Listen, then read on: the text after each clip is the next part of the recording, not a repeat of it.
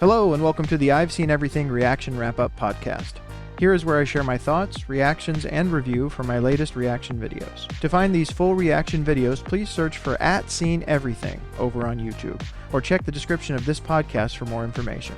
Also, please remember to rate and comment on this episode, and follow the podcast so you can see when I'm putting out new wrap-ups. And now, on to my latest wrap-up for 1994's Interview with the Vampire.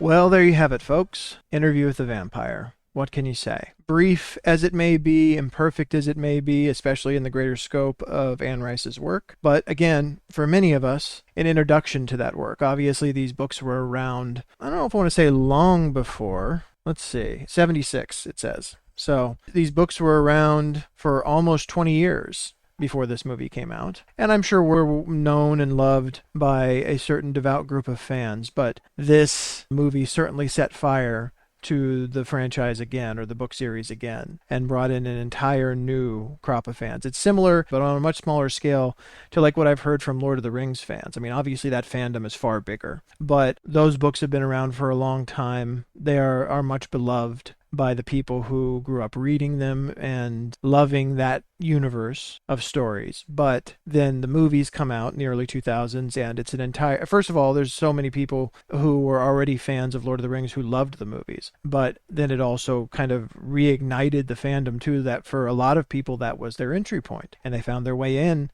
and then went back and read the books. The Vampire Chronicles are a series of books that I have intended to read for a long time, and I've never really made my way all the way through it, or anywhere close to all the way through it. I basically, the furthest I got was at one point, I had already read the first book. I went back and reread it again, and then got about halfway through the Vampire Lestat, and then fell off again. And that now has even been years ago. So if I was going to go pick back up, I don't know if I would read the first book again, but I would at least probably start over reading the Vampire Lestat at the beginning again. But that said, I have all of the audiobooks.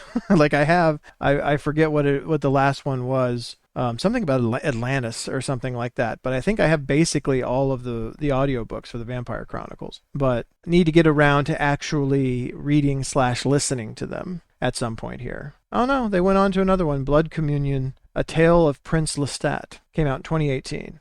Prince Lestat and the Realms of Atlantis was the last one that I had. So it seems like the last three books are really focused on this Prince Lestat idea, whatever that means. But yeah, 13 books. I have a decent way to work my way through those if I ever make it to it. But again, as I said in the beginning, for those of us who enjoy horror movies and enjoy vampire movies in particular, and especially leading up to this. Again, please correct me in the comments, but I don't know of any other vampire movie before 94 that kind of told a vampire story this way, that kind of led through a vampire's life with them as the protagonist, and like, this is what it's been like to be a vampire through all these different ages, through these different times in history. This is what it's been like to go from being a newborn vampire to being a vampire who's been in this state, been in this vampiric state for over 200 years, and most of the journey that connects those 2 points. Kind of like a biography of a vampire, basically. I mean, they're interviewing him about his life, so what else would it be? But I feel like it was just a very interesting angle to take on a vampire story,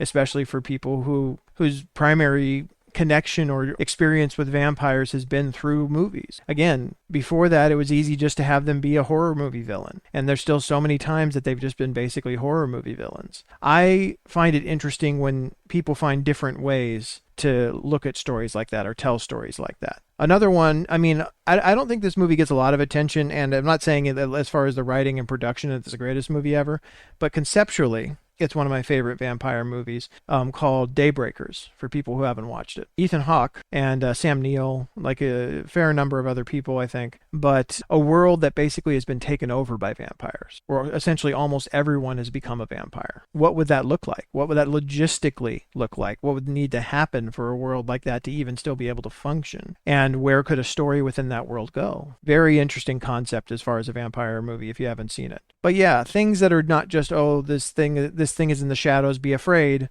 and then we'll find a way to kill it, and then, end of movie. Something a little more complex than that, something that looks at these types of characters in a bit more detail than that. Even the Dracula stories that go more into the kind of depth and breadth of the story of that character and who he was even before he was a vampire and all of these things, how he became a vampire. There's a lot more interesting depth to go into than just something scary hiding in the shadows. So for that reason, I've always enjoyed this movie. They had a lot of ground to try to cover in 2 hours. I still think they did a fair job in that. I still now am, like, again, this is the first time I've watched this since watching the show, am very partial to the show. Just because they have so much time to go in so much more depth, they did advance the storyline some. I think we begin in the 1800s as opposed to 1700s. And they changed certain other key details about the story. But they go into far more depth. We have far more Lestat. It's far more kind of brutal and, not sanitized in some of the ways that this is, and just more visceral and more emotionally connected. And just, I love some of the depth that they've gone into with the characters and forming them and the relationships. So if you haven't watched the show, I can't recommend it strongly enough. And as I said, as you'll be watching this, we're already in season 3 of Interview with the Vampire, the show, which has been retitled The Vampire Lestat for this season. So seasons 1 and 2 should be out here on the Patreon as you're watching this. Hopefully season 2 certainly is. I'm hoping to go back and do a rewatch of season 1. Even if that's not done yet, there's a recap up as well. But hopefully all season 1's out and ready to be watched if you want to watch that. But I should be watching season 3 as you see this. Again, entitled The Vampire Lestat. So check that out if you're interested. But that's all I have for this one. I really appreciate you stopping by to watch this one with me. And I will see you next week for The Queen of the Damned. Take care. Thanks so much for listening to the I've Seen Everything reaction wrap-up. Again, to find these full reaction videos, please search for @SeenEverything over on YouTube or check the description of this podcast for more information. Also, please remember to rate and comment on this episode and follow the podcast so you can see when I'm putting out new wrap-ups. Thanks for stopping by, and I'll meet you here for the next episode.